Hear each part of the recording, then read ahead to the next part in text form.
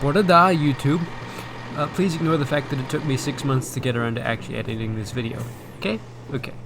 From the hotel in Towyn, we then went to visit the Porthmadog and Welsh Highland Railway and the Welsh Highland Heritage Railway, because they're kind of overlapping over in Porthmadog, which is confusing, but I'm just here to see trains of all shapes and sizes, so any of the different railways there is fine with me.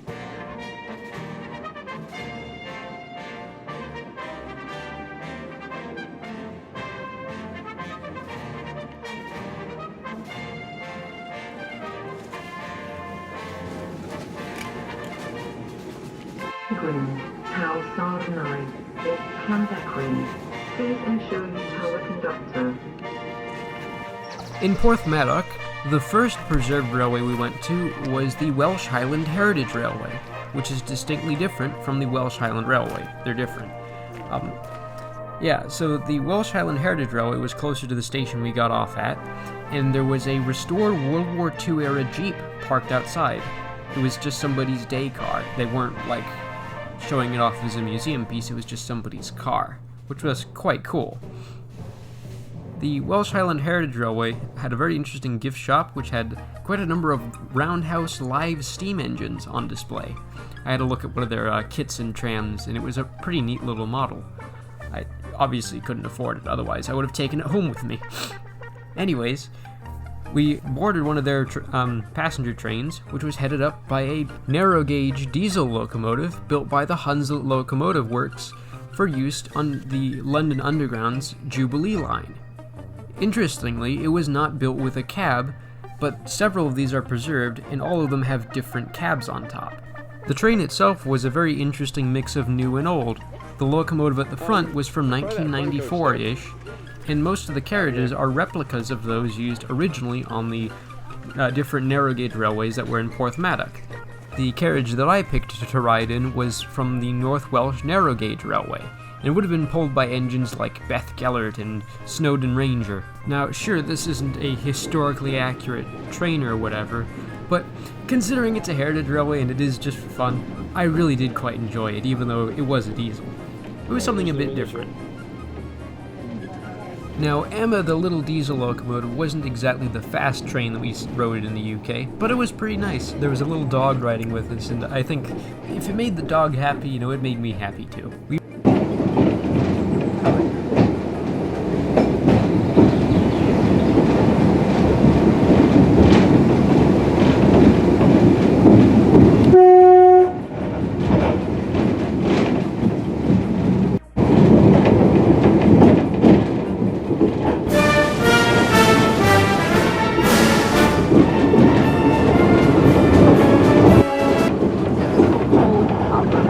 Yeah, that's it's kind of like a mainline.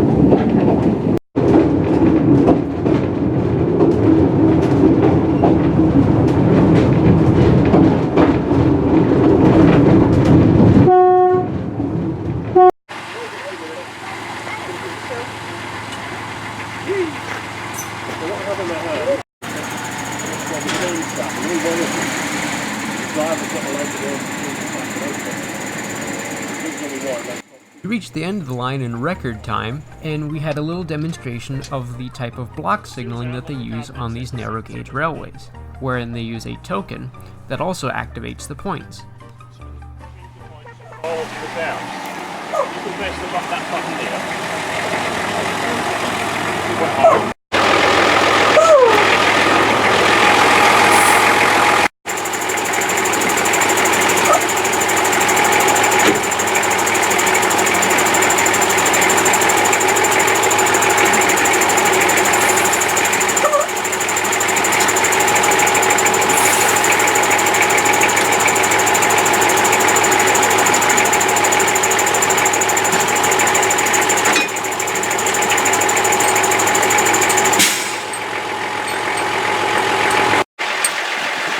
two different types on this train. There's these, and then there's the complex on the other end. Once Emma was on the other end of the train, we then headed over to the museum portion of the railway, which was a real treat.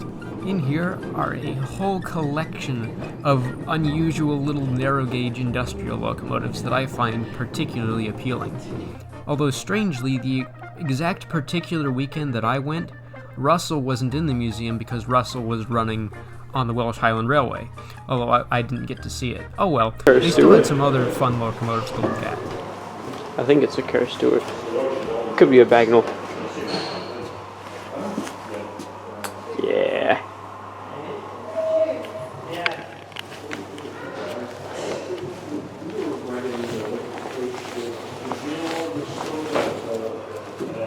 For example, they had two locomotives that were former World War I locomotives.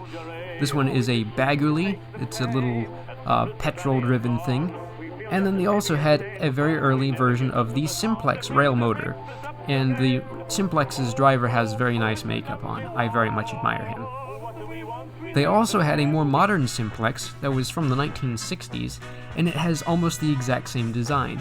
There were also a few Rustons and I believe it was a Bagnall 042 tank, and a few other interesting engines that I thought were fun. Also, as one of the interactive displays, they had this absolutely adorable little double Fairley locomotive push-along ride thing, and I want one very badly.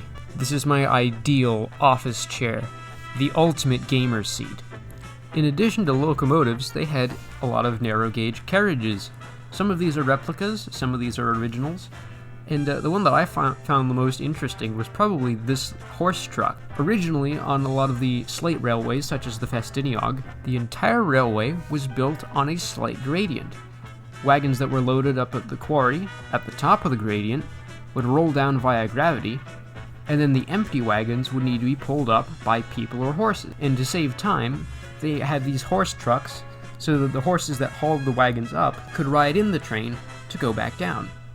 It's quite cute. I think it's neat. So after that fun little visit, we went over to the other side of Porthmadog to catch one of the steam railways.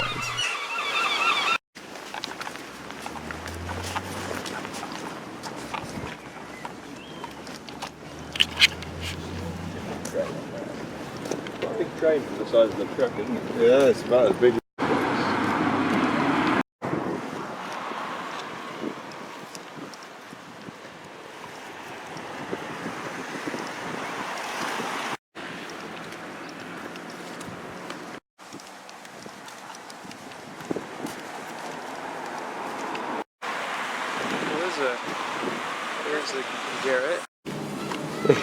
Spooners.